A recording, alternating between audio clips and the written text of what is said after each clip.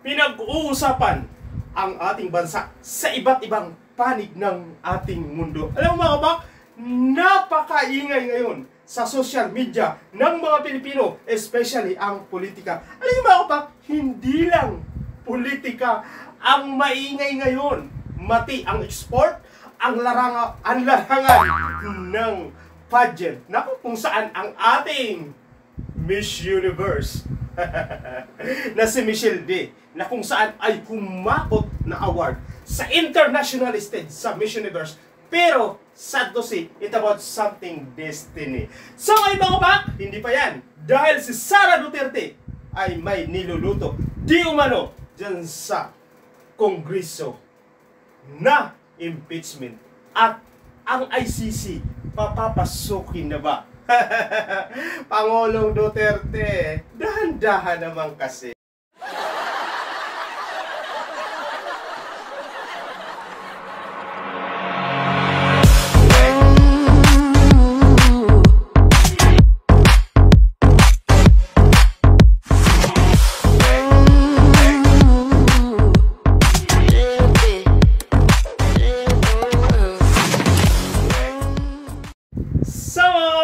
Nako, talaga naman ang Pilipino hindi lang namamayagpag sa ating sariling bansa, kahit sa abroad ay nang magyag.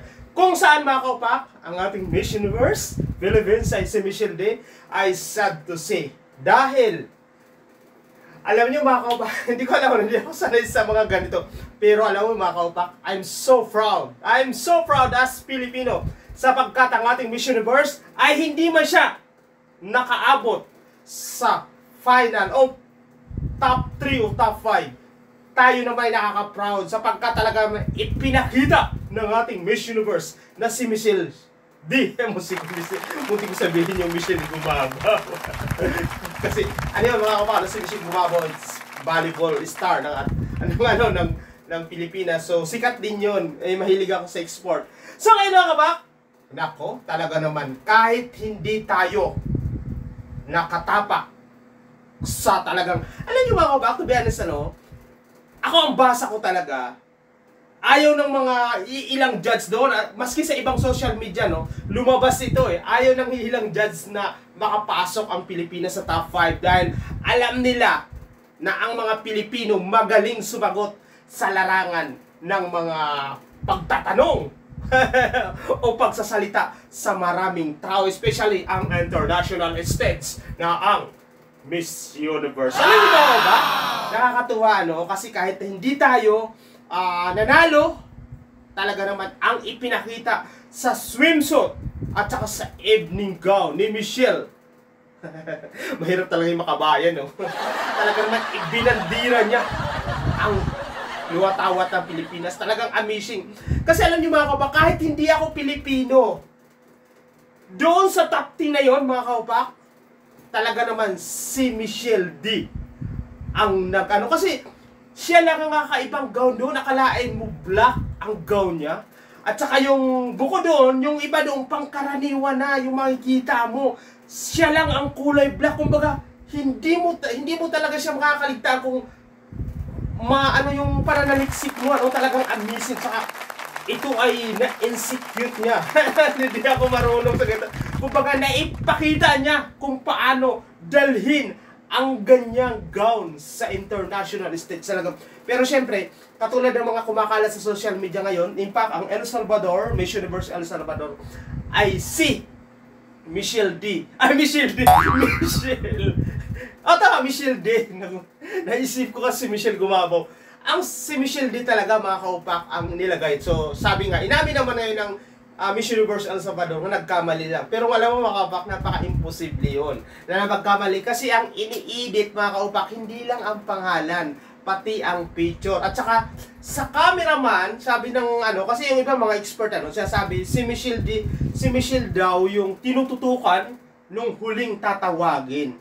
So kasi ang mga cameraman, sabi nung isang dating Miss Universe first runner-up, talagang cameraman may alam kung sino yung top 5 o yung top finalist. So ako hindi ako marunong sa ganyan. So ngayon nakaka-proud Pero syempre, sabi nga ng mga kumakalat sa iba't ibang social media, ang Pilipinas talaga ay talagang iilang mga, siyempre alam mo naman sa competition meron din niya kampi-kampi. Marami ang mga judge doon na nagbigay ng 5 at saka 6 lang. Kaya hindi si nakasama sa top 5. Pero doon sa final card na kumakalat, hindi ko lang alam kung tama 'yun. Alam mo, tie si 89, tie si Thailand at saka si PH, si Philippines tabla sila ng score 89. Pero siyempre ganun talaga ang pero alam mo na handle naman ito ni Michelle Day ng tama. Sapagkat ito pala si Michelle Day, dun sa aking na-research, ay isa pala siyang psychiatrist o baga. So, kumbaga tanggap niya kung ano yung may destiny niya dahil especially yung mga nag-aaral ng mga doktor sa utak. Tama ba? Psychiatrist alam nila yung mga ganyan. So, tanggap naman niya. Pero syempre katulad ng sinasabi ni Michelle, it's about destiny na iisa lang kung sino ang lucky girl nung gabi na yon, nung final. So ngayon mga kapak, pero alam mo, masaya pa rin tayo dahil breaking news, dahil si Michelle di pala ang tinanghal na national costume. Ano ba yun? Iba talaga sa politika at sa ganyan, si Michelle Day ang sa national costume, tapos siya ang nanalo bilang, alam mo, ang mga Pilipino, grabe. Talagang amazing ang mga Pilipino pagdating sa ating bayan. Kumbaga, support kung support. Kasi tayo ang tinanghal bilang wildcard o kaya yung pinakamaraming boto sa kandidata ng Miss Universe.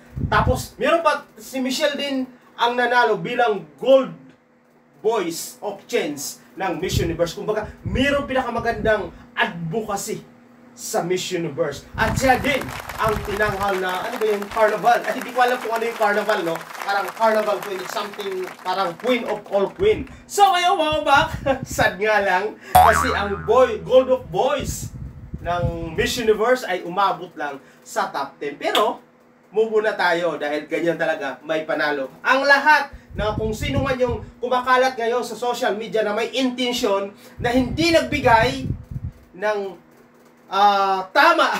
Tama. Hindi nagbigay ng magandang score o kaya nagdamot. Pagalitan tayo dito. Kumbaga, sila rin naman ang nasa puso nila, dadalhin nila yan kung nasa yan. Kaya, alam mo, lahat na ginagawa natin, huwag natin kalilimutan, saksi si God. So, ngayon mga bak, see you next year. Mamaya tayo na ang manalo kasi pinag-usapan pati pala yung app ng social media ng Miss Universe ay yung mga star pala, I have no knowledge about that but it's something na pwede yung pala yun yung parang star pala nila bunga kasi dati 4.5 ang star ng Miss Universe, tapos ngayon alam mo yung mga kapak, bumagsak daw ito sa 1.2 star na lang. Kumbaga sa grades, hindi ko alam yung mga ganyan, wala akong alam na meron pala mga ganyan-ganyan sa mga application sa social media, yung mga parang review. So ngayon mga pak, hindi ba yan? Dahil mainit pa rin ang pinag-usapan sa politika, ang pag-isnab ni Sara Duterte kay Speaker Romualdez. Alam yung mga kaupak, yung di ba galing sa Hawaii, si Pangulong Marcos. Ngayon mga kabak, galing sa Hawaii, si Pangulong Marcos, bumalik na siya ng Pilipinas. Ngayon, ang kalakaran ng ating bansa, kapag bumabalik yung nangatilong ko, bumabalik ang ating presidente, sinasalubong ito ng Vice President or delegation, lalo na kung magkakampi sila. Ngayon mga kabak, sinabi doon sa Hawaii, bago umalis Pangulong Marcos, meron pa raw talagang maayos pa ang pagano ng Unit 10. Pero, parang binawi agad. Dahil nung pagdating ng ating Pangulo galing sa ibang bansa, sa Hawaii, ay sinalubong ito ng Vice President at saka ang delegado nakasama dun sa ibang bansa, kung saan hindi kinamayan, hindi nagkamayan ang dalawang matataas na opisyal na si Vice President Sara Duterte at saka si Speaker, na kung saan kumalat ito sa social media na wasak na talaga o lumalala na ang hidwaan ng dalawang partido or dalawang function na dati hanggang ngayon pa naman ito ay magka-team ang Unit 10. Dahil ngayon in-interview ng ilang malalaking TV network ang Vice President, sinabi niya, hindi daw niya nakita. Pero napaka-imposible, ano, no? Halos magkabangga na sila, doon sa video. Magkabangga na sila, hindi daw niya nakita, kaya hindi siya makapag-comment.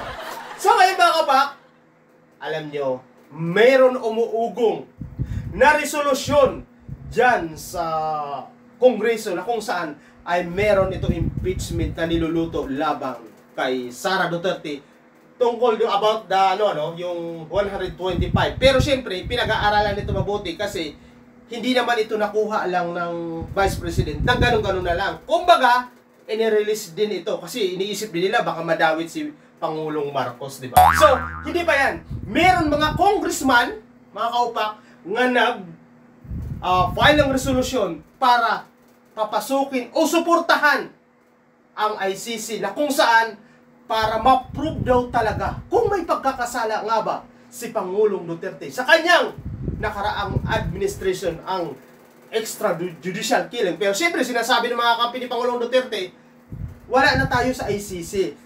Tama yun, wala na tayo. Pero kasi yung mga kaso nga isinampa ng mga ilan human rights lawyer, yan ay nangyari bago pa tayo umalis sa ICC. Kaya ang ICC may jurisdiction pa. Kaya may jurisdiction pa. Nabubulol ako mga pak. So, ayun nga mga kapak, di ba? Kaya tayo umalis sa ICC dahil nga siguro naisip ng mga huwis dyan sa International Criminal Court. Kaya tayo umalis dahil kinasuhan ano ba to? Naglalag ako. Kinasuhan ng isang mga human right advocacy si Pangulong Duterte. Siyempre, pero di sa batas pala, bago pala tayo approve, 1 year pa pala. So, ibig sabihin, sako pa talaga. Depende na lang talaga sa madiging desisyon ng ating Kongreso kung papapasok ito sa ating bansa para imbestigahan si Pangulong Duterte. Alam niyo mga kapak, si Pangulong Duterte kasi hindi nagdadahan-dahan, nakalimutan na niya, wala na siya sa pwesto. So mga kapak, hanggang